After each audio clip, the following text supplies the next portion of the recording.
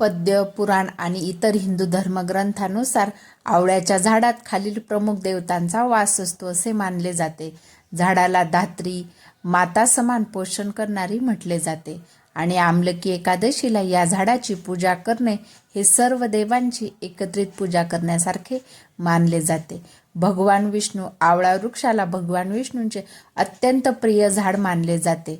या झाडाच्या मुळाशी साक्षात भगवान विष्णूंचा निवास असतो. ब्रह्मदेव झाडाच्या वरच्या भागात ब्रह्मदेवांचा वास असतो असे मानले जाते. भगवान शिव आवळ्याच्या झाडाच्या फांद्यांमध्ये आणि पानांमध्ये भगवान शंकरांचा निवास असतो. माता लक्ष्मी आवळ्याच्या फळामध्ये लक्ष्मी मातेचा वास असतो, म्हणूनच या झाडाला लक्ष्मीप्रिय मानले जाते. इतर देवता पौराणिक समजुतीनुसार या झाडाच्या प्रत्येक फांदीमध्ये ऋषीमुनी आणि इतर देवी देवता वास्तव करतात. व्हिडिओ आवडल्यास व्हिडिओला लाईक करा, शेअर करा. चॅनलवर नवीन असाल तर चॅनलला नक्की सबस्क्राईब करा. धन्यवाद.